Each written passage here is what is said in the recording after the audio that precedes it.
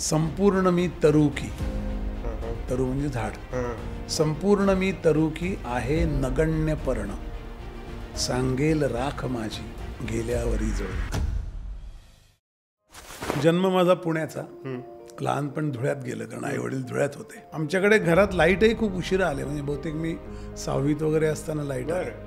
चप्पल बिप्पल तर काही संबंधच होता घालायची पायात. डिप्लोमा इंजिनिअरिंग सगळं ते जग हे स्टेमचं जग आहे.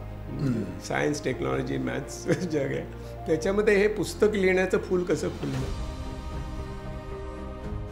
शाला पत्रक नावाचं एक मासिक यायचं त्यावेळेला, आणि अमृत जे डायजेस्ट होतं मराठीतलं, त्यामुळे तो अभ्यासाबरोबर ते एक होतं. पण वाचनाची आवड लागली मला. एक अगदी ठामपणे असं वाटतं की तुम्ही जे झोपताना तुमच्या समोर मोठं चित्र असेल ना, तर तुमच्या थॉट प्रोसेस वेगळ्या होतात. तर त्यामुळे पण ते सगळं आकाशाकडे पाहून झोपणं हा मला वाटतं त्याने पहिला माझ्यावर टाका घातला, जो काय घातला तो आयुष्याचा. देठाला तेव्हाच अर्थ येतो जेव्हा वरती फुल असतं.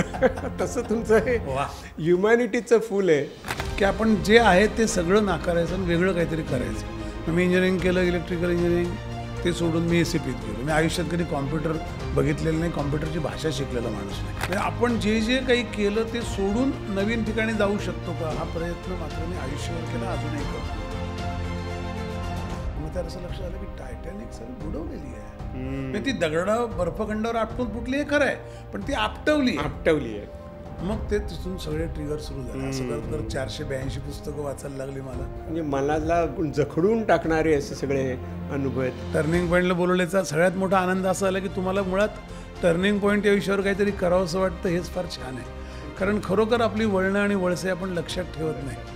आणि ते खरं प्रत्येकात असतं. छोटं असतो साईज, म्हणजे ते हे कमी असतो डायमेन्शन, पण प्रत्येकाला ती प्रेरणा असते की मी तिथून गाडी वळवली आणि मी सरळ आलो, इथपर्यंत आलो, असं होतं.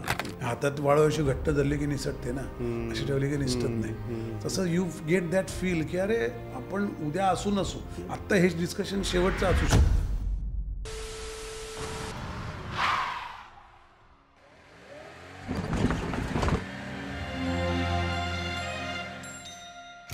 नमस्कार. संवेदन गुरुकुलच्या टर्निंग पॉईंट या पॉडकास्टमध्ये आपल्या सर्वांचं स्वागत आहे.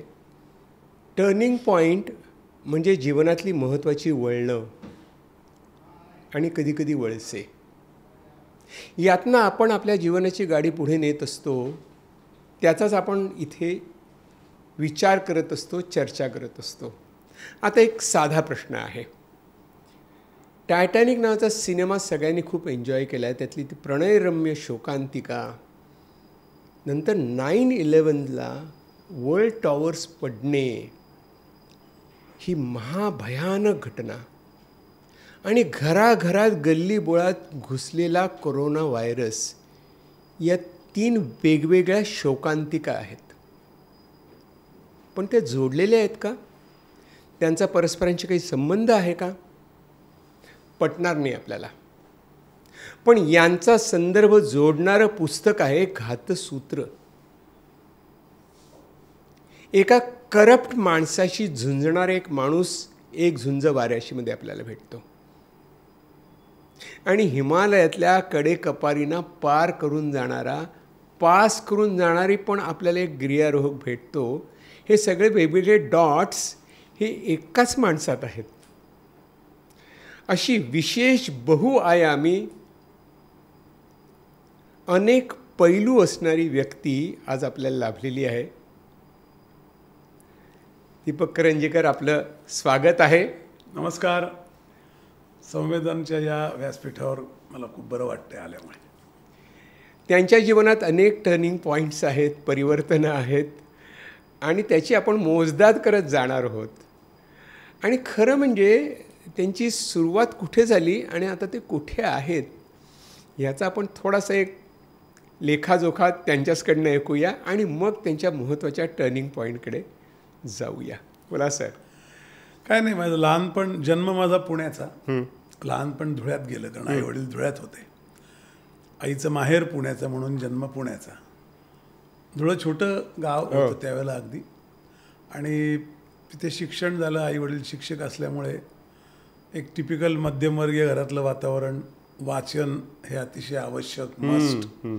शाला पत्रक नावाचं एक मासिक यायचं त्यावेळेला, हो. आणि अमृत जे डायजेस्ट होतं मराठीतलं, ते अगदी वाचायलाच लागायचं. आणि ते वाचल्यानंतर वडील काही प्रश्नही विचारायचे, हे काय वाचलं, ते काय वाचलं. त्यामुळे तो अभ्यासाबरोबर ते एक होतं. पण वाचनाची आवड लागली. पुढे काही वर्ष पेपर टाकले मी, त्यामुळे त्याच्यात ते असं वाचन की काय असतं तुमचं त्याच्याशी, असं मी नेहमी म्हणतो की सोबत टाकायचो मी त्यात. दादू मिया एक सदर लिहायचे आणि माधव मनोहर पंचम नावाचं सदर लिहायचे. असं मध्ये 8 कॉलम त्या साप्ताहिक आकाराच्या 8 कॉलम सदर, सोबत मध्ये जाहिराती नसायच्या. वरती 2 फक्त जाई काजळच आणि असं काहीतरी 2 पॅनल असायचे तेवढेच सोबतच्या नावाच्या बाजूला. पण त्यामुळे वाचायला खूप मिळत गेलं. आणि वाचायचं अर्थात लायब्ररी होती तेव्हा, काही हे नव्हतं की असं क्लिक केलं आणि एक एक पुस्तक शोधायला लागायचं, वाट बघायला लागायची. धुळ्यातले खूप छान दिवस होते माझे. म्हणजे मला नेहमी असं वाटतं की आपण, म्हणजे मला एक आठवण आहे, आम्ही बाहेर झोपायचो अंगणात. आमच्याकडे घरात लाईटही खूप उशिरा आले. म्हणजे बहुतेक मी 6वीत वगैरे असताना लाईट. चप्पल विप्पल तर काही संबंधच नव्हता घालायची पायात. फक्त बूट मात्र शनिवारी किंवा शाळेच्या कार्यक्रमांना ते कॅनव्हासचे बूट असायचे, त्याला ते खडूने ते पॉलिश करायचं, असं सगळं खूप छान दिवस होते. आणि मला वाटतं यात काही माझं वेगळं नाही आहे, ती सगळी पिढीच तशी वाढली गावोगावी. पण आम्ही असं अंगणात झोपायचो. आणि अंगणात झोपताना वडील नेहमी मला अशा गाद्या गार केलेल्या असायच्या संध्याकाळपासून टाकून ठेवल्यामुळे, आणि असं आकाशात पाहून झोपायचो. आणि वडील मग एक सप्तर्षी वगैरे सांगायचे, कुठेतरी झोप लागायची. माझ्या एक लक्षात असं आलं, आणि हे कदाचित आपल्या नंतरच्या आपण विकसित होतो म्हणा, किंवा आपला मेंदू विचार करायला लागतो, चिंतन करायला लागतो.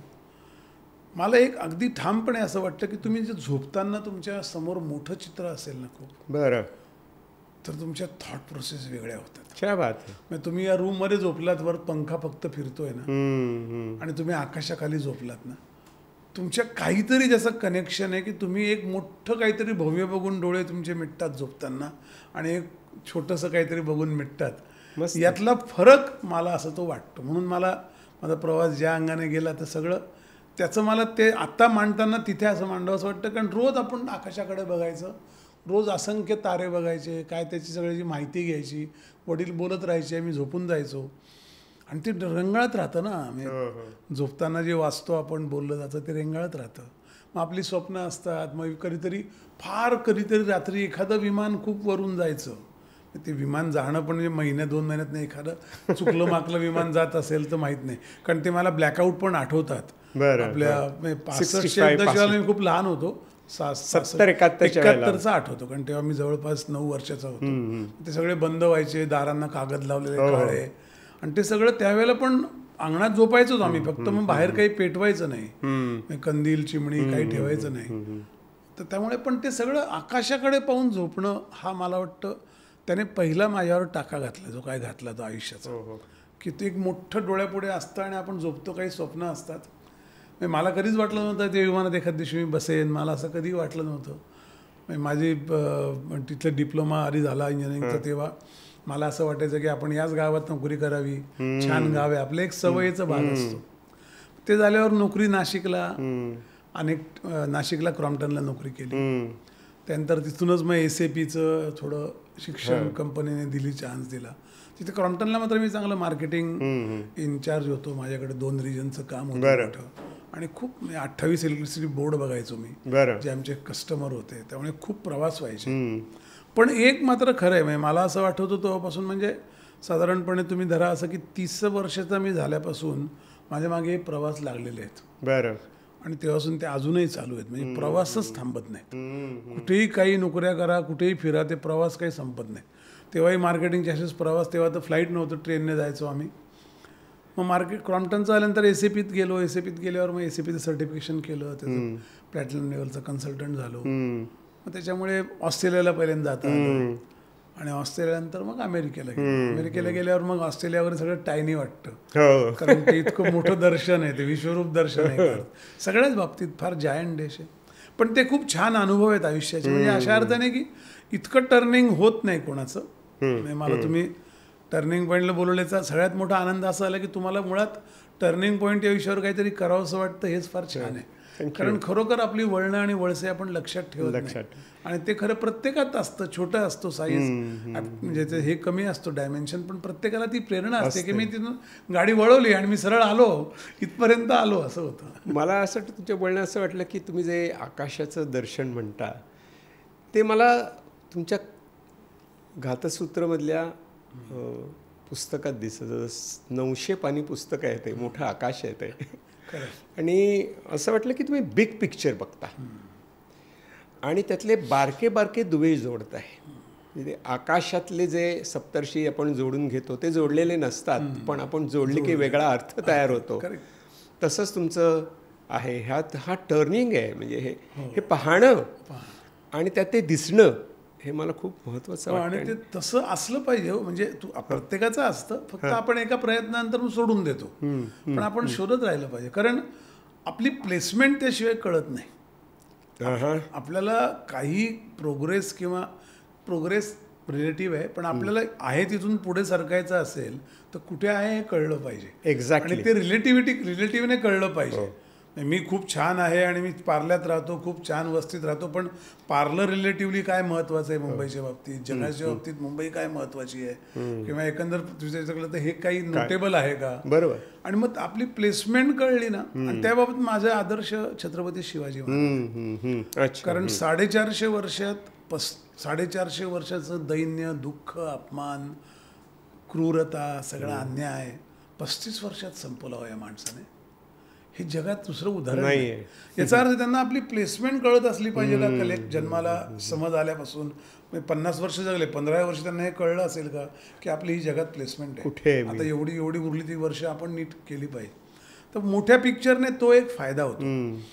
आपण म्हणतो की कोहम असं आपण म्हणतो, तसं कुठे आहे मी, आणि ते कुठे आहे हे मला कळल्यानंतर मग मी कुठे जायचं हे मला दिसायला लागतं. पण मी कुठे आहे आपल्याला कळायला पाहिजे. तसं तुमचं कुठे आहे हे खूप इंटरेस्टिंग आहे. आणि काही वेळेला अशी ती विंडो क्लोज होते ना टाईमची आपल्यावर. आता आपण 70 वर्ष जगत असू, 80 वर्ष, तर every day the window is coming closer to you ना. ते कोलॅप्सिबल डोअर आहे. इथे 80 वर्ष आहेत ना, इथे ते सरकत राहतं. त्यामुळे तुमचं तेवढं ते कमीच होत जातं ना. तुमचं वायडन झालंय खूप. मी कॉम्प्लिमेंट म्हणून घेतो. येस, प्रश्नच नाही. पण मला असं वाटतं की तुमच्या बोलण्यामध्ये जे जाणवतंय ना मला, म्हणजे मार्केटिंग आणि डिप्लोमा, इंजिनिअरिंग, सगळं ते जग हे स्टेमचं जग आहे. म्हणजे सायन्स, टेक्नॉलॉजी, मॅथ्स जग आहे. त्याच्यामध्ये हे पुस्तक लिहिण्याचं फूल कसं फुललं. आम्ही म्हणतो की फुलाला देठ असतो, त्याला आपण स्टेम म्हणतो. पण देठाला तेव्हाच अर्थ येतो जेव्हा वरती फूल असतं. तसं तुमचं हे ह्युमॅनिटीचं फूल आहे असं मला वाटतं. कारण तुमच्या सगळ्या लेखनामध्ये मला असं वाटतं, गाथसूत्रामध्ये अधिक वाटतं की लालित्यपूर्ण आहे ते. म्हणजे त्यातली भाषा अशी आहे की तुम्हाला वाचायला लावते. त्यात हातात जड होतं पुस्तक, एवढं सवय नाही एवढं जड पुस्तक वाचायची, पण ते तुम्ही वाचत जाता कारण त्यातली लालित्यपूर्ण आहे. तर ते कसं घडलं, त्याचा टर्निंग पॉईंट. म्हणजे आता वाचन चालू असल्यामुळे माझ्यावर 4 लोकांचे, तुम्ही संस्कार हा शब्द आपण फार जनरल वापरून गुळगुळीत केला आहे, पण एक त्यांचं एनग्रेविंग आहे म्हणू आपण. बरं. ते आपण टोचतात ना, गोंदतात, ते गोंधण गावं काही असतात आपली. तर हे 4 लोक जे आहेत, G.A. कुलकर्णी, खानोलकर, ग्रेस आणि रॉय केणेकर, क्या बात, ही माझी गोंधण गावं आहेत. म्हणजे मी वयाचा 19 वर्षाचा असताना G.A. पहिल्यांदा वाचले आणि मी अजूनही G.A. वाचतो. ग्रेस मला प्रत्यक्ष भेटलेच. मी G.A.ना भेटायला मी मोटरसायकलवर गेलो होतो मग धारवाडला. भेटले ना? आणि हो, आणि म्हणजे काही नाही, भेटलो परत आलो. आणि त्यांनी तो गॉगल डोळ्यावरचा काढला नाही नॅचरली, पण त्यांनी मला दडपे पोहे खूप आपुलकीने खाऊ घातले. आणि मला ना ते मुळात त्यांना, आपण एका स्वामी नावाची गोष्ट लिहिलेल्या माणसाला भेटून आलो याचं गारूड माझ्यावर अजूनही आहे. तर त्यांना काय, ती जवळपास 83ची वगैरे 84ची गोष्ट असेल, ते गेले 84ला मला वाटतं, 84ची गोष्ट आहे. आणि नंतर तरी आता 40 वर्ष होऊन गेले, अजून डोक्यात आहे. तसं ग्रेसचा माझा संबंध आला बऱ्यापैकी. ते माझ्याकडे आले पण राहिले पण. पण यांच्या त्या मेटॅफरिक लिखाणाचा ना माझ्यावर फार पगडा आहे. म्हणजे मला एखादी गोष्ट करून सांगताना ऐकणाऱ्याला काय वाटतं याचा विचार करून सांगायची. म्हणजे भाषण करतानाही रिसिव्हिंगला काय पोचतंय आणि लिहिताना वाचणाऱ्याला काय समजणार आहे हा विचार करायची सवय लागली आहे. ती अशामुळे, कारण हे तसे अवघड लेखक आहेत, म्हणजे त्यांच्या मेटाफर कळत नाहीत.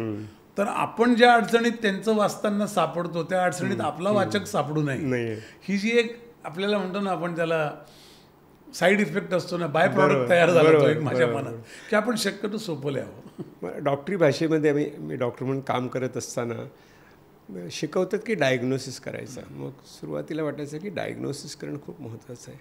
मग पेशंटशी बोलायला लागल्यानंतर कळलं की डायग्नोसिसचा मला महत्त्वाचं आहे, त्याला बरं व्हायचं आहे ना. त्याला ही वॉन्ट्स रिलीफ. त्याला त्या ABC काय नावं द्या काहीतरी, आता ते गुगलमध्ये बघतात, पण what he wants is relief. ते कनेक्ट आहे, म्हणजे तुमचा तो कनेक्ट मला जाणवतो, वाचकाचा आणि तुमचा आणि स्वतःचा हा कनेक्ट आहे. आणि हे टर्न्स आहेत तुमचे, सारखेच टर्न्स आहेत. सारखेच टर्न. तुम्हाला मी एकदा कुठेतरी म्हणलो होतो, आणि ते पण म्हणजे आता लॅटर थिंकिंगने हे सगळ्या उदाहरणं तयार होतात. साप माझा आदर्श आहे. बरं, तर का असं मला साप काय आदर्श असं मला विचारलं. ते मला, तुम्ही साप बघितलाय का कात टाकलेला? तो तासाला 1 इंच एवढं सरकू शकतो बरं का. त्याची कातळी हुळहुळीत असते, त्याला गवत सुद्धा रडतो. पण त्याला माहीत असतं आपण जर ही कात टाकली नाही तर आपण त्यात सफोकेट होऊ, क्या बात आहे, आणि मरून जाऊ. त्यामुळे संघर्ष आणत राहणं, अवघड परिस्थिती आणत राहणं. म्हणजे आता हे अमेरिका सोडून इथे आल्यावर मला पहिला प्रश्न इथल्या लोकांनी, जे चांगले मित्र आपले असतात, जे हेतुशून्य मित्र असतात, ते म्हणल्यावर तू कशा करता परत आलाय, बरोबर, तुला हे काय दुःखात टाकायची सवय आहे, काय झालं की? म्हटलं अरे नाही, बरं आहे, चेंज असतो. तर तो बदल आहे ना, म्हणजे मला तो सारखा असं वाटतं, मला ते मोनोटोनी फार कंटाळा येतो. आणि आता हे खरं तर माझं काही आयुष्य फार लॅव्हिश नाही. तुम्हाला एक मोनोटोनी तोडायला पण एक कम्फर्ट लागतो ना, लागते. तो आता आला असेल, पण पूर्वी काय लहानपणापासून नाही, दारिद्र्याचं आयुष्य गेलं, आणि त्या काळातल्या सगळ्यांचं दारिद्र्य गेलं. मी काय कोणी वेगळा नाही. पण त्याने मला एक काहीतरी गणित असं जमलं असेल, कदाचित जमलं म्हणजे असं एक घडलं असेल की आपण जे आहे ते सगळं नाकारायचं आणि वेगळं काहीतरी करायचं. मी इंजिनिअरिंग केलं, इलेक्ट्रिकल इंजिनिअरिंग, ते सोडून मी ACPत गेलो. मी आयुष्यात कधी कॉम्प्युटर बघितलेलं नाही, कॉम्प्युटरची भाषा शिकलेला माणूस नाही. ते सोडलं, मग मर्जर ॲक्विजिशन म्हणजे फायनान्समध्येच मला इंटरेस्ट.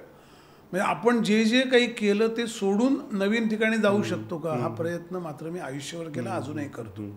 मग आता मी खरं माझ्याकडे पूर्वी बाईक होती, 20 वर्षाचा 25 वर्षाचा असताना. ते आम्ही एकदा साऊथ इंडियन ट्रिपला गेलो होतो, कलकत्ता ते गोवा वाया कन्याकुमारी, अशी मोठी ट्रिप होती.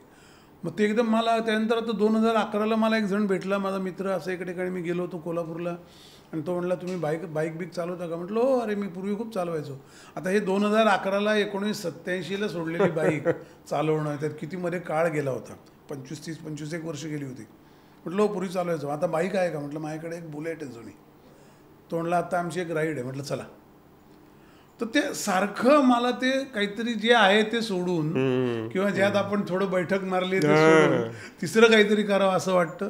ती एक अस्वस्थता आहे, अतृप्तता असेल कदाचित, किंवा आता काय तुम्ही त्याला हव्यासही म्हणू शकतात. नाही, त्या गोष्टीच्या मागे लागण्याचे धंदे काही लोक म्हणतात. गुपचूप बसावं घरी, असे पण सल्ले देणारे खूप मित्र आहेत. पण मला ते असं होत नाही बाबा, की आता पुण्याला जायचं तर सारखी गाडी काढून जा, असं मी करत नाही. मी ट्रेनने जाईल, कधीतरी शिवनेरीला उभा राहतो स्टॉपवर, कधी शिवनेरी 2-2 तास येत नाही.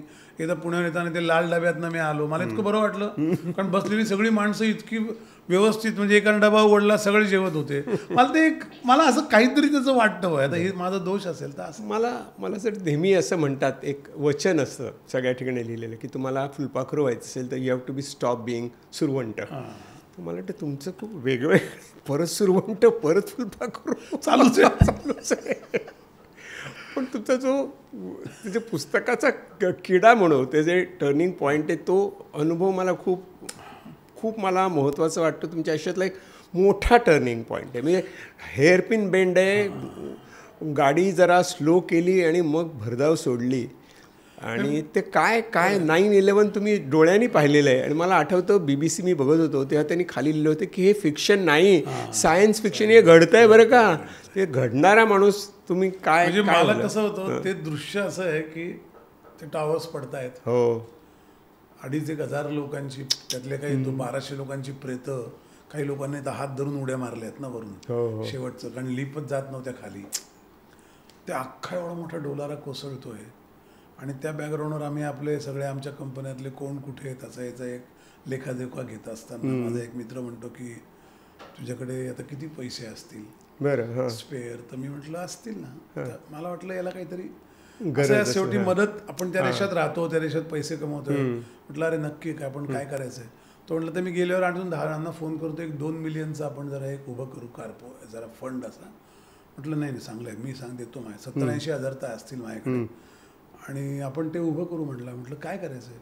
तो म्हटलं हे डिझास्टर प्लॅन बनवणाऱ्या कंपन्यांना यांचे आपण स्टॉक घेऊ, कारण जेव्हा वॉरसीट सुरू होईल तेव्हा ते विल सोअर. म्हणजे आत्ता मी टाकले समजा आपण 2 मिलियन, तर we can get easily 20 million in a years time आणि वी विल बी रिच.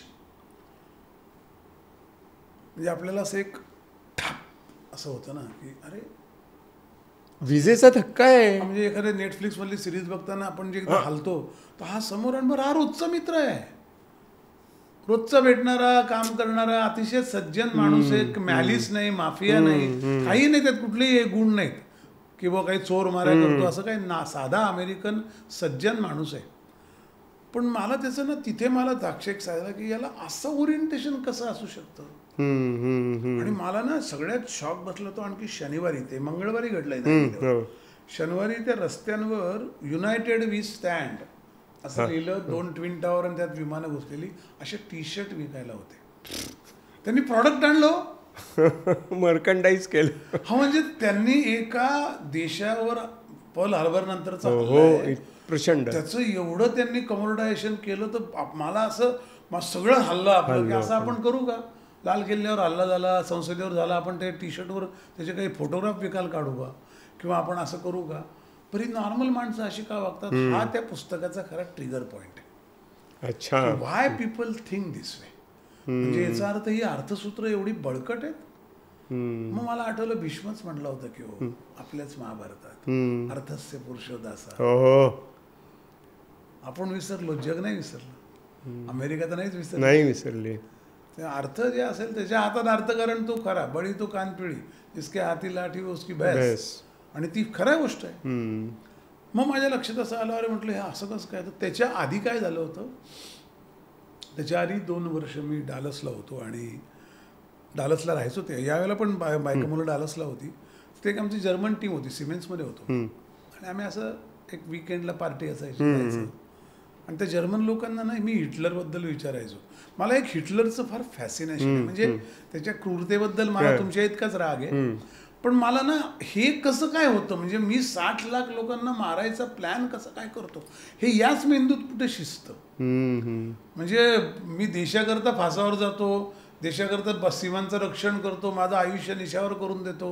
माझे आता हल्ली तर त्या पहलगामला तर दुपारी लग्न होऊन संध्याकाळी तो सैनिक गेला आणि रात्री गेला सुद्धा. तर हे असं ज्या दिवशी जगात आहे तिथे अशी माणसं कशी असतात हिटलर सारखी, याचं मला फार फॅशन. मी विल्यम शेररचं rise and fall of third Reich वाचल्यानंतर मी इतकी पुस्तकं हिटलरची वाचली. तर मी ती विषय काढायचो ना, हे जर्मन माझे मित्र होते ते मग गप्प बसायचे. तर मी एकाला विचारलं, म्हटलं अरे why we are not talking on this, because I want to know. तो म्हटलं there is nothing to know, is about the bastard and he has really made our life very miserable. बरोबर. Nobody respects us in the world. It took us years to get established again. खरंय. Bastard, तो शिव्या द्यायला लागला. तर मला ते खूप असं हे वाटलं, म्हटलं अरे नाही त्याचं ठीक आहे, ह्याचं असे तर म्हटलं आमच्याकडे खूप लोक आहेत, म्हणजे इतके माणसं मारणार नसतील, पण बेदरकार लोक खूप असतात जगात, त्याचे तुम्हाला राग याचं काही कारण नाही. तर मला ते नेहमी असे प्रश्न पडले तिथं असं कसं झालं असेल. तर आम्ही असे बसलो होतो जर्मन लोक एकदा आणि एका ठिकाणी पबमध्ये, आणि त्याचा एक स्वीडिश मित्र होता. तर मी गेलो तेव्हा त्या स्वीडिश मित्राला तो काहीतरी सांगत होता आणि स्वीडिश मित्र त्याला प्रश्न विचारत होता. आणि तो त्याला तेव्हा असं म्हणलं की टायटॅनिक कोणी बुडवली माहिती आहे का, त्यांनी त्याला विचारलं. तर मी म्हटलं आता मी तो रोमॅन्टिक पिक्चर बघून भारतात तेव्हा गेलो होतो. म्हटलं हे अमेरिकन लोक भयंकर गॉसिप करतात. ते खरे जर्मन स्वीडिश होते.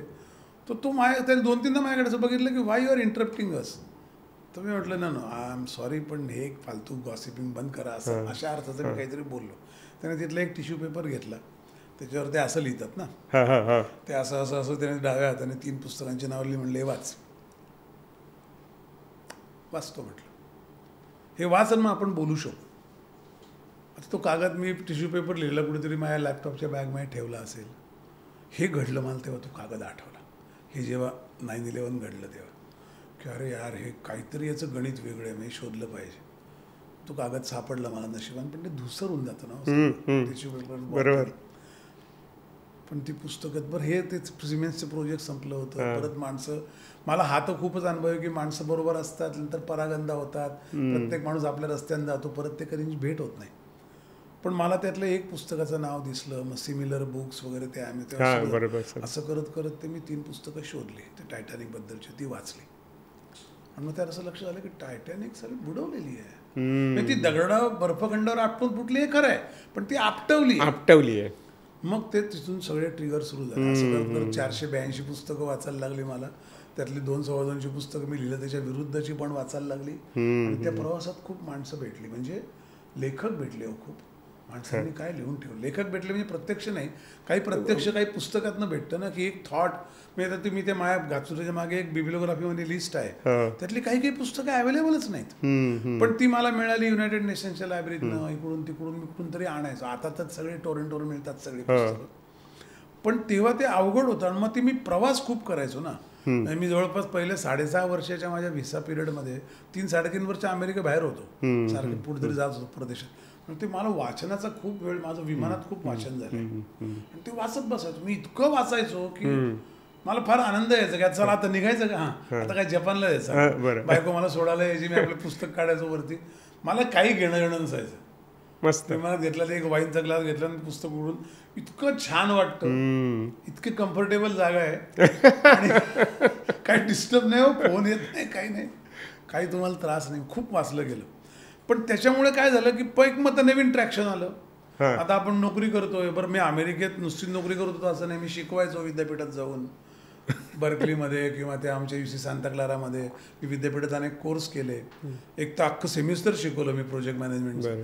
मी शिकवायचो कारण मला माणसांचं फार वेड आहे बाबा. हे काहीतरी माझा दोष असेल.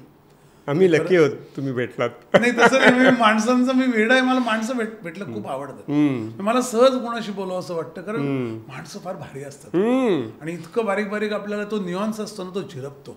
नॉर्वेला एकदा आम्ही बस स्टॉपवर मी उभं होतो, तशी 5-5 फूट गॅप ठेवून माणसं उभी होती. तर मला काही कळे ना काय झालंय, काही रोग आहे का, काय माहित नाही, शिंकलं कोणी म्हणून. तर मी एकाला विचारतो, म्हणलं, तो त्याने असे हात केले दोन्ही. मी म्हटलं ना, I am just asking Y. पण ते उरलेले 2 लोक बाहेर होते ना बस स्टॉपच्या शेडच्या. पाऊस आला असता, ऊन आलं असतं, असं काय उभे राहतात. तर म्हटलं नाही, वी ऑलवेज कीप. तेव्हा कोरोनावरनं काही नव्हतं, ही जुनी गोष्ट आहे, म्हणजे 2000च्या पहिल्या दशकातली आहे, 4-5 सालची. तर ते म्हणले नाही, आम्ही वी ऑलवेज स्पेस ठेवतो. मी ऑफिसला गेलो तिथे तेव्हा मी ते माणसाला पण विचारलं, म्हटलं असं काय. तो म्हणलं नाही, ते that is what we are. आम्ही इंडिव्हिज्युअल, आम्ही ते असं जवळ. मी म्हटलं, यांना जर भारतात आणलं आणि बेस्टच्या बस स्टॉपवर उभं गेलं तर यांना हे हार्ट अटॅकने मरतील. यांचं कल्चरल शॉक किती लोक ढकलतात जवळ उभं राहणं सोडा. पर्सनल स्पेस नावाची गोष्टच नाही. माझा एक अमेरिकन मित्र एकदा आला होता, आम्ही एअरपोर्टला उभं होतो, तो माझ्या पुढे होता आणि तो नंतर पुढे एक फर्स्ट क्लास त्याने वेगळं केलं, मी इकडे उभा असं. तर तो एकदम मध्येच तर मागच्या माणसाने त्याला ढकललं, जसं पुढे आला. तर त्याने विचारलं, why are you pushing me. तो म्हणला, I am not pushing me, he is pushing me. म्हणला, हे ढकलतात का बरं, म्हणजे एकाच विमानातून जायचंय ना सगळ्यांना. तर त्यांना ते बेसिक प्रेरणा वाटतं. तर ते असं होतं, माणसांचं वेड असलं ना. आणि मग तिथून मी ते लिहायला सुरुवात केली. मग ते लेखक काय भेटले, म्हणजे लेखक कोण भेटले, पुस्तकं मिळाली, माणसे भेटली. एक माणूस भेटला, एडविन ब्लॅक, ज्याचं नाव, जो IBM आणि होलोकॉस्ट नावाचं पुस्तक त्याने लिहिलंय. काय? IBM and Holocaust. IBM ही एक कम्प्युटर कंपनी, नामचीन कंपनी. वाचलं, हिटलरने असं म्हटलंय की मला होलोकॉस्ट करताना मला एकही दुसऱ्या वंशाचा मुलगा पण मरून चालणार नाही, भोंगळपणा चालणार नाही, मला फक्त जीव वंशाचीच माणसं मारायची आहेत. फार क्लॅरिटी आहे बरं का. आणि तो म्हणला, याच्याकरता मला सैन्याला माझ्या वेळ नाही, they are busy in war. I don't have manpower to waste on this stupid job. I do not want any confusion. काहीतरी गोंधळ करून ठेवला, किऑस करून ठेवला, असं नको आहे. माझी एक एक गोळी पण फार यांच्यापेक्षा किमती आहे, ती मला यांच्यावर खर्च करायची नाही. मला हे सगळं हा प्रोजेक्ट कोणाला तरी द्यायचा आहे एका प्रोफेशनल कंपनीला, जे हा प्रोजेक्ट माझ्याकरता एक्झिक्यूट करेल.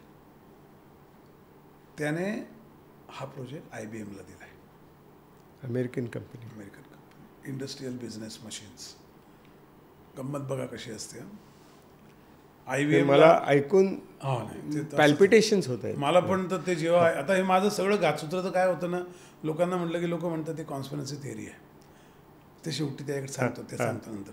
तर त्याने दिला, तर त्याने असं सांगितलंय की मला प्रोफेशनल कंपनीने म्हणून तो 6 फेज त्यांनी त्या प्रोजेक्टच्या बनवले. एखादा प्रोजेक्ट असतो ना, आता समजा आपला हा कॅप्टन गोरे पूल बांधला, याचा एक प्रोजेक्ट किंवा पहिल्यांदा त्याची मापं घ्यायचे, घरांची मोदायचं.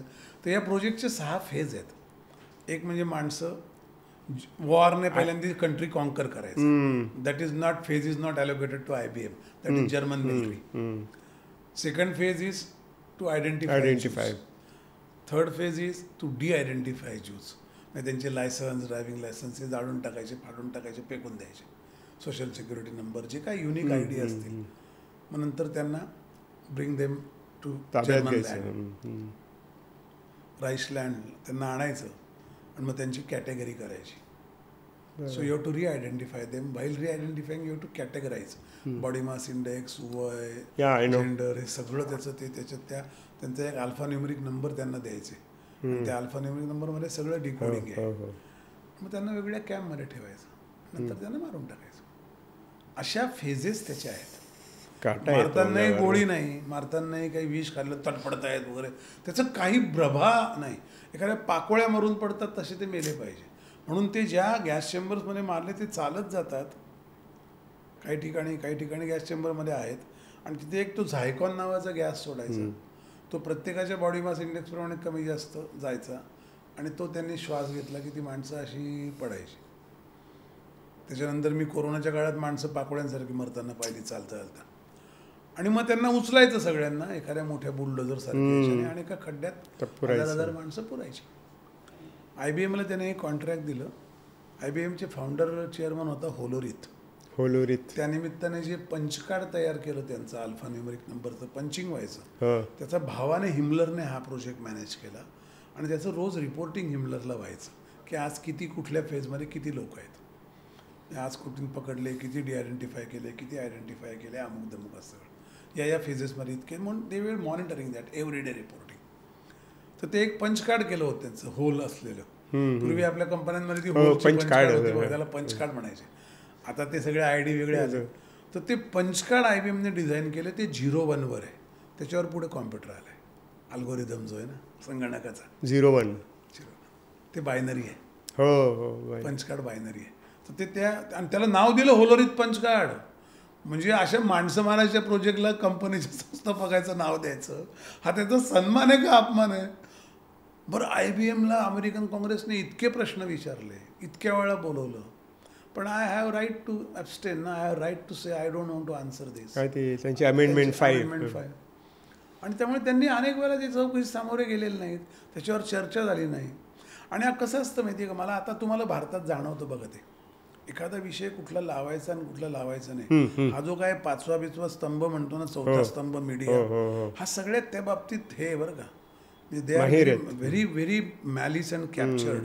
म्हणून तो IBMचा विषय एकदा आला की नंतर हळूहळू ते त्याच्या बातम्यांच्या लिस्टमध्ये, म्हणजे तुम्हाला गंमत सांगतो, एक हर्ट्स कॅसल म्हणून एलेजवळ एक जागा आहे, तो मोठ्या उत्साहाने मी पाहायला गेलो. आता हर्ट्स कॅसल म्हणजे त्या हर्ट्स नावाच्या माणसाचं घर आहे. म्हणजे कुठल्याही आपल्या जेसलमेरच्या किल्ल्यातला आउट हाऊस सुद्धा त्यापेक्षा मोठं आहे, असा तो त्याला कॅसल.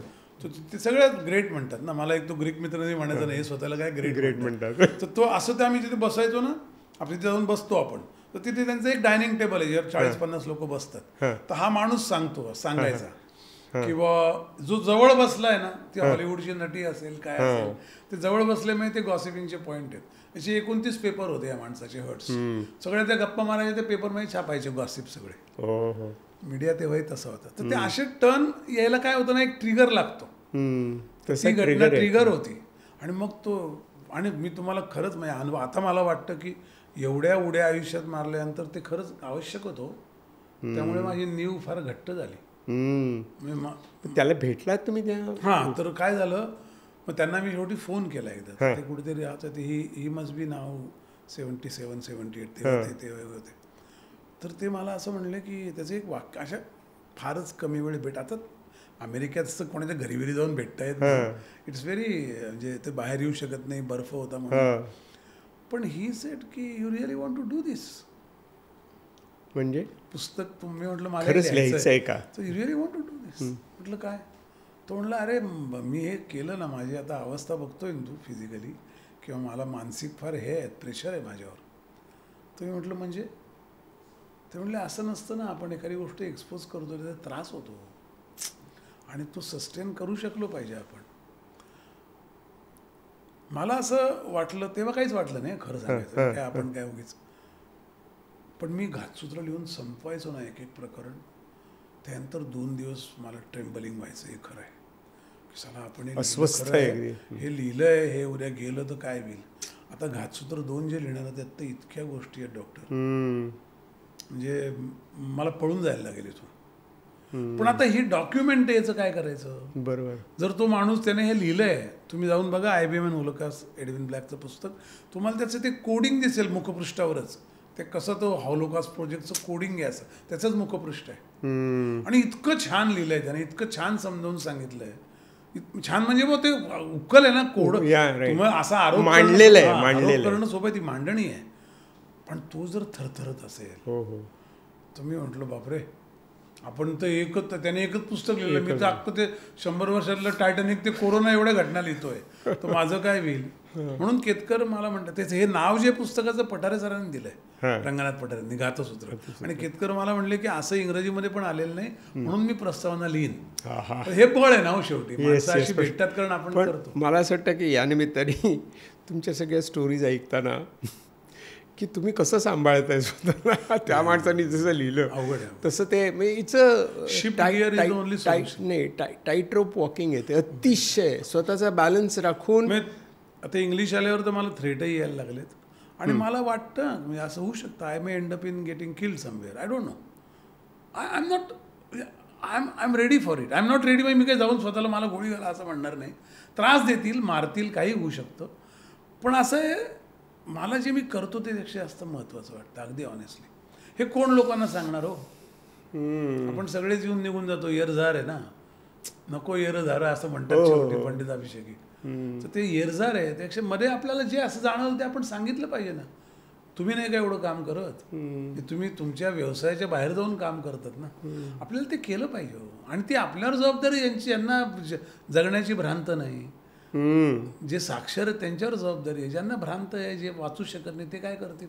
आपण आता मी सगळं वाचलं, 482 पुस्तकं वाचले, एवढे 70 वगैरे देश फिरलो, उपयोग काय हो जर मी हे काही केलंच नाही तर. मी आलोन गेलो, फोटो लावतील, 3ऱ्या पिढीत फोटोही काढून टाकतात घरातला. माझ्या आजोबांचा फोटो मी काय लावेल, वडिलांचा जेमतेम ठेवतो, माझ्या मुलं वडिलांचा काढतील माझ्या घरातलं. आणि हे इतकं म्हणजे नश्वर आहे ना त्याच्यामध्ये. पण मला ह्याचं एक म्हणजे तुमची आकाशाची गोष्ट तुम्ही सांगितलीत ना, ते मला असं वाटतं की इतकं मोठं विस्तृत त्यातलं सूत्र आहे, ते तुम्ही एकत्र जोडणं आणि ते मांडणं, आणि ते मांडल्याशिवाय तुम्हाला, म्हणजे मी तुम्हाला जो प्रश्न विचारला त्याचा उलटा प्रश्न असा आहे, हे जर तुम्ही लिहिलं नसतं तुम्ही काय केलं तर काय केलं असतं. खरं आहे, I would have been very disturb. कारण आपल्याला सगळं माहिती आणि सांगता येत नाही. कदाचित भाषणातून थोडं वाफ निघाली असती, पण लिखाणासारखं मुख्य जास्त टिकणार आहे. मला घातसूत्राने जी ओळख दिली ना, ती याच्या भीतीच्या कैक पटीने जास्त आहे. क्या बात आहे. कैक पटीने. तुम्हाला खोटं वाटेल, कुठे आपण जातो बसतो, कुठे कॉफी पितो, छोटं गाव असतं, ते येतात विचारतात कुठून आले तुम्ही, काय गाव, मुंबई, काय नाव, करंजीकर, घातसूत्र का असं विचारतात. अहो काय पाहिजे तुम्हाला आणखी. बस म्हणजे तुमच्या आयुष्यातल्या टर्निंग पॉईंटवरती तुम्ही खूप लोकांना टर्न केलंय, ट्रिगर झाले त्यांचे. तुम्हाला सांगतो एक अनुभव सांगतो. एक माणूस माझ्याकडे एकदा आला, मला म्हणले मला भेटायचं आहे, मी वाचलं. म्हटलं या ना. आले, मला म्हणले मी MA इकॉनॉमिक्स आहे. बरं. ते सर्टिफिकेट त्यांचं घेऊन आलं, ते MA इकॉनॉमिक्स, याच्यावर सही करा म्हणे. म्हटलं तुमचं हे अकॅडमिक सर्टिफिकेट आहे, त्यावर चान्सेलर सही, मी काय नाही, तुम्ही सही करा. तुम्ही मला जे इकॉनॉमिक्स शिकवलं ते मला खरंच कुठल्याही गोष्टीत शिकवलं नाही. खरं. तेव्हा मग तुम्हाला कळतं की आपण, आणि मी असं म्हणतच नाही की मी काही दगडावरची रेग मारली आहे. आपल्याकडे कशी पद्धत आहे माहिती का जुनी, ते पण हे आता हे सगळं आपण वाचायला लागल्यामुळे कळतं. आपल्याकडे खंडन, मंडन, संश्लेषण, मांडणी करायची, त्याचं खंडन खंडन करायचं आणि करायचं, संश्लेषण सिंथेसिस करायचं. बरोबर. हे अनालिसिस वगैरे आपले शब्द नाही नाही आहेत. ते काही टीव्हीवर जे भांडणाचे कार्यक्रम असतात तसं आपलं काही चिंतनाची पद्धत नाही. त्यामुळे आपण ते कोणीतरी खंडन करावं ना. आपण संश्लेषित घातसूत्र 25 वर्षाने लोक म्हणतील यांनी असं मांडलंय पण यात अजूनही हा मुद्दा राहिला, हा जरा राहिला, असं आनंदाचीच गोष्ट आहे. भाऊसाहेब पुरंदरेंनी शिवाजीच्या स्टोरी सांगितल्या शाहिरासारख्या, पण म्हणून निनाद बेडेकर इतिहास झुंडायला लागले, म्हणून आप्पा परब किल्ल्यांवर गेले. हे तर तुम्हाला ती नीव तर ठेवायला लागेल ना. असं कसं डॅनियल ब्लॅक एडविन ब्लॅकने लिहिलं म्हणून मला असं वाटलं की अरे आपण झालं हे खणलं पाहिजे. मी 9/11 मध्ये बिन लादेनचा काहीच संबंध नाही. हे जेव्हा मला कळलं, जेव्हा लक्षात आलं, म्हटलं हे तर खणलंच पाहिजे. असं कसं? तुम्ही अमेरिकन सैन्य उतरलं ना अफगाणिस्तानात बिन लादेन करता, त्याचा काहीच संबंध नाही त्याचा 9/11शी, सुताराम संबंध नाही. आणि हे लोकांना खोटं वाटतं, कारण मीडिया आहे ना 572 चॅनलमधले 400-450 चॅनलवर यांची मालकी आहे, ज्यांनी हे सगळे घडवतात त्यांची. ते तुमचं ब्रेनवॉश करतात. 10 वेळा आपण सांगितलं लोकांना खरं वाटतं. मी म्हटलं आपण आपला जर्नी छोटा आहे, पण आपण काही 500 वर्ष जगणार नाही, पण आपण 100 वेळा हे सांगितलंच पाहिजे लोकांना. मग मोठं पुस्तक होईल. मग फिक्शन कशाला लिहायचं? हे truth is stranger than fiction. खरं. मग हे सगळ्याचा उलगडा करणं आणि तो उलगडा या पद्धतीने मांडणं, याच्यामध्ये एक खूप क्रिएटिव्ह असं एक्सपिरियन्स होता तुमचा. फारच क्रिएटिव्ह. म्हणजे मला विखुरलेल्या गोष्टी जोडणं हे मला खूप चॅलेंजिंग वाटतंय. म्हणजे दुवे जाऊ. आणि ते फिगमेंट ऑफ इमॅजिनेशन नाही आहे, त्याला तुम्ही दाखवताय, पुराव्यानिशी सिद्ध करेन असं आहे ते. इंजिनिअरिंगचं काम आहे ना. ते मी असे कॉलम काढले 2010 ते 20 ते 30 ते 40 10 वर्षात काय घडलं, अशा घटना लिहिल्या. तर आपलं इंजिनिअरिंगचं कसं असतं, they say you ask 10 question 10 times why to get why then you go to the root cause. तर ते हे का घडलं असेल, अच्छा मग हे का घडलं असेल, याने असं का केलं, हा का त्याला असं लिहिलं. हे जेव्हा ते होते काही नावं यायला लागली ती कॉमन होती. ते सूत्रधार आहे, रॉकफेलर, मॉर्गन्स, सोरोस ते धाकटी पाती त्याची, Kissinger, Bush family is another malice family. Kissinger हा माणूस केवढा आहे, 100 वर्ष जगला. त्याने अमेरिकेचे 11 प्रेसिडेंट ठरवले, पॉलिसी ठरवली फॉरेनची. अनाथ मुलगा आहे. डेव्हिड रॉकफेलरने त्याला उभा केला, कॉन्सिल फॉर फॉरेन रिलेशनमध्ये त्याला काम दिलं. त्यांनी ती संघटना कुठे नेली. डीप स्टेटचा तो जनक आहे. आणि केवढा माणूस, कसा थंड माणूस, काय इथे काय चालतं ना. नोबेल प्राइज घेऊन गेला. हो, आणि शांततेचं 6000 सैनिक व्हिएतनामला मरून त्याला. म्हणून मी म्हणतो ना, माझं हे स्पष्ट मत आहे, मी काल पण भाषणात नोबेल ऑस्कर हे नाही, हे सगळे मॅनेज धंदे. पण हे तो आपला विषय. पण असे पण मजा येते आहे बरं का. म्हणजे नशा पण आहे, जशी भीती आहे तसं बळ पण आहे. आणि तेच असतं बघा, बळ असतं त्या जागेत भीती असते, आणि भीतीच्या जागेत बळ असतं. फक्त आपल्याला ते टर्न अराउंडची गंमत कळली पाहिजे, की मला ज्याची भीती वाटते जर खणत गेलो मी, तर बळ तयार होतं ना त्याचं. कारण you go to the bottom that and then you understand. अरे असं नाही आहे, ती भीती अनाठाई आहे. एवढं जरी आयुष्यात आपण करत गेलो तरी काहीच्या काही बलिष्ठ माणसं उभी राहतील. बरोबर.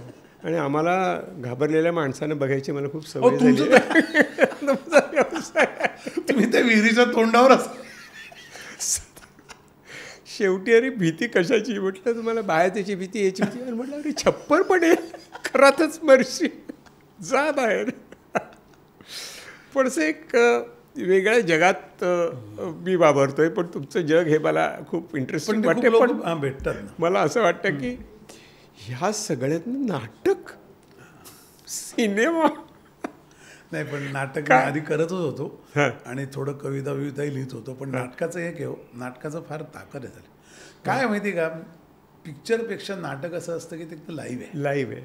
दुसरी गोष्ट ना, नाटक हा ॲब्सेन्सचा मीडिया आहे, लक्षात ठेवा. पिक्चर हा प्रेझेन्सचा मीडिया आहे. म्हणजे कॅमेरा दाखवतो तेवढंच तुम्ही बघतात. नाटक कसं असतं, एखादा नट एंट्री घेतो, तो एक्झिट घेतो. मग त्या ॲब्सेन्समध्ये लोक त्याच्याबद्दल विचार करतात. आणि जर त्याची नंतरची एंट्री त्या ॲब्सेन्सला धक्का देणारी असेल, त्यांच्या विचाराला, तर ते गुंतून पडतात नाटकात. काय छान डेफिनेशन आहे. डायरेक्टरला हे कळलं पाहिजे की मला न्यूअन्स क्रिएट करायचे लोकांच्या मनातले, की आता त्यांना ही कथा अशी जाईल असं वाटेल. त्या शक्यता मला क्रिएट करायला लागतात. आणि शक्यता जिथे क्रिएट होतात ती सर्जनशीलतेची उत्कट पायरी आहे. म्युझिक म्हणून म्युझिकमध्ये शक्यता तयार होतात ना. ए दिले नादान मध्ये ती एकदम थांबतं ना म्युझिक सगळं, त्यात त्या गॅपमध्ये किती शक्यता आहे. पॉज मध्ये त्या किती प्रेग्नंट पॉज असतात. तर ते नाटकात हा नियॉन्स फार आहे. क्या बात आहे. म्हणजे कथानक सरकतं, एक्झिट होतात, लोक जातात, एखाद्या क्लायमॅक्सला सीन संपतो, पुढच्या सीन लोक विचार करायला लागतात आता असं घडेल, नाही घडलं की ते गुंतून पडतात. ही ट्रिक डायरेक्ट, आणि हे नाटकातच शक्य, कारण ते आपल्या स्वतःच्या ह्युमनचं जे काय मानसिक कॅनव्हास अवकाश असेल ना मानसिक आंदोलनांचा, त्याच्याशी ते मॅच होणारी नाटकाची गोष्ट आहे. खरंय. त्याला रूल नाही, म्हणजे त्याला एक स्क्रिप्ट आहे, पण ते स्क्रिप्ट फॉलो न करण्याचं स्वातंत्र्य आहे. हे गाण्यात नाही फारसं. बरोबर आहेत नाही शक्यता त्यातल्या आपण मनाने शोधतो, पण नाटकातल्या अगदी अंगावर येणारे असतात त्या. आणि असं वाटतं प्रयोग आहे, आणि प्रयोग आहे. पण त्यात एक हे सगळं लेखकाचं एक ऍक्टर म्हणून काय वाटलं? नाही, ऍक्टर म्हणून मला फार बळ येतं नाटकाने, फार बरं वाटतं. म्हणजे दर प्रयोग वेगळा होतो ना, आपण वेगळं काहीतरी करतो. आपली सायकोलॉजिकल कंडिशन त्यावेळेला वेगळी असते, आपण प्रवास करून गेलेलो असतो, समोर लोक काही वेळेला असतात काही वेळेला नसतात, जे असतात त्यांना एक लवकर आटपा अशा चेहऱ्यावर भाव असतात, किंवा प्रोड्युसर म्हणतो आता आज उगीच प्रयोग लावला, आज काही बुकिंगच नाही झालं. हे सगळं घेऊन आपण आपल्या रोलमध्ये उभं राहतो आणि यू ट्रान्सफॉर्म ना, you change, you go to some other world. Switch on switch off process फक्त नाटकात आहे. गाणारा मध्येच गाणं सोडून कुठे निघून गेला असं होत नाही होत, किंवा ते अमुकच गातात असं म्हणतात. अरे आज भीमसेन जोशी नाही वाटतं, कोणतरी वेगळेच गायले असं, आज काय करीम का साहेब नाही बाबा, तेच आहेत, ते बदलत नाही. आयडेंटिटी चेंज करणे ताकद नाटकात आहे.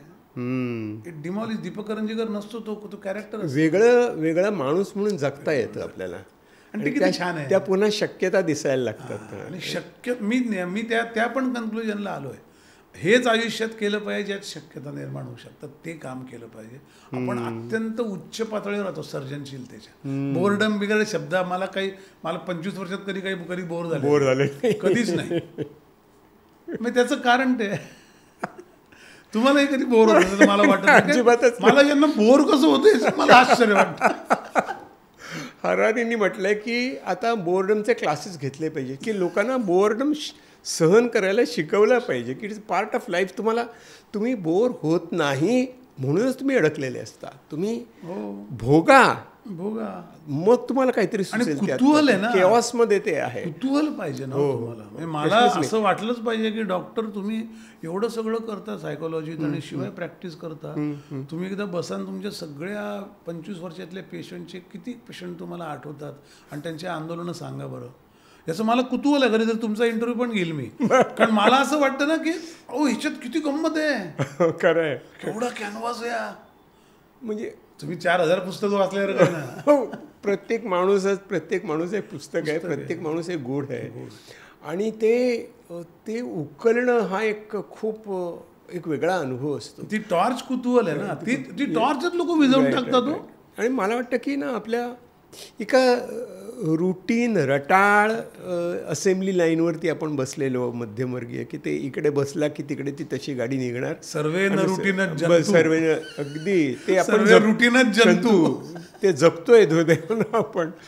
पण मला वाटतं की हे, आणि मग पुन्हा हिमालयात जाणं, ते तर भारी. काय सोडलंय तुम्ही करायचं आता? नाही असं नाही. मला म्युझिकचं काही कळत नाही. मला म्युझिक शिकायचं राहून नाही, मी सोडणार नाही अजून शिकेल, पण ते राहून गेलं ना. गाणं नाही म्हणता आलं कधी, चित्र नाही काढता आलं, कितीतरी गोष्टी राहिल्या. असं काय हिमालयातले काय? हिमालयात कसं होतं, आम्ही तिथे तर प्रचंड टर्निंग पॉईंट, क्षणोक्षणी हिमालयाच्या बदलणारं वातावरण. आणि गोष्टी सांगतो. एकदा तुम्ही गेलात की तू परत बोलवतो, हे मी ऐकलं होतं. पण आता माझी श्रद्धा, एक माझी धारणा आहे, श्रद्धा नाही कन्व्हिक्शन आहे, की तो परत बोलवतो. तो दरवर्षी बोलवतो. काय त्याचं गणित आहे माहीत नाही. मला आधी वाटायचं लोक असं काहीतरी जाणारे बोलतात ना, काहीतरी आपल्याला ट्रॅक्शन लागतं ना बोलायला, की नाही रोज सकाळी आले की बरं वाटतं, आंघोळ केली की बरं वाटतं, असं काहीतरी रिच्युअल असेल. पण मला अनुभव आहे, तो बोलवतो बरं का. ते हाक ऐकू येते. तुम्ही नाकारलं तर काय करणार? तसं म्हणतात ना की टक who is there opportunity, no it cannot knock twice. तसं आहे. तो परत बोलवतो. ते लक्षात ठेवलं पाहिजे. आणि हिमालयात तर काय मी तुम्हाला म्हणतो, बाईक चालवणं याच्यासारखं तुमच्या मुक्ततेचा आविष्कार नाही. तुम्ही एक 25 किलोमीटरच्या वेगाने, त्यापेक्षा जास्त वेगाने बाईक चालवू शकत नाही. अख्खे पहाड असतात, कधी बर्फ, कधी पाणी, कधी भयंकर वारा, थंड, तुम्ही चालत असतात. तुम्हाला सगळ्या आयुष्याचं मर्म लक्षात यायला लागतं आपल्या. आणि आपण नगण्य असतो. म्हणजे खानोलकरांची ती फार एक छान ओळ आहे. संपूर्ण मी तरू की, तरू म्हणजे झाड, संपूर्ण मी तरू की आहे नगण्य पर्ण, सांगेल राख माझी गेल्यावरी जळून. तर ते मर्म आपल्याला हिमालयात कळतं की झाला आपण कोण आहोत नेमके, आपण कोण होतो, इथे कोण येऊन गेलं. खरंय. आणि एकटं असणं जे आहे ना, म्हणजे एकाकी नाही म्हणत मी, एकटं असण्याचं बळच भारी. सगळ्या शक्यता एकटेपणात निर्माण होतात. म्हणजे मला असं किती स्मरण आहे की मोटरसायकल चाललंय, सगळे लोक मागे पुढे असतात. काही क्षण असे असतात की आम्ही रपारप एकमेकाला फॉलो करत, शिट्ट्या मारत, गाणे म्हणत जात असतो. काही क्षण संतपणे आता 30-300 किलोमीटर जायचं आहे आज दिवसभरात, अरे बापरे सरळ रस्ता, आता काहीच नाही, चला हळू. आणि मग त्यावेळेला तुम्ही अरे आपलं ते एक राहिलं, हे राहिलं, ते करायचं आहे, आपल्याला ते वाचलं पाहिजे, ते बघितलं पाहिजे, आता आपण भूतानला ते, हे जे ना क्या बात आहे. मला याचं म्हणजे तुमचा हा तुम्ही आता म्हणताय ना ते विपश्यनेसारखं आहे की मौनव्रतामध्ये आपल्याला जे आतले आवाज ऐकू येतात, जे त्रासदायक असतात, प्रेमाचे असतात, कसलेही संवाद आपला आपल्याशी होतो आणि तो आपला संवाद, आपला वाद आपल्याशी होत असतो, तुकोबा म्हणतात त्याप्रमाणे. तसे ते जगायचे हे म्हणजे मला ती विपश्यना आहे असं वाटतं.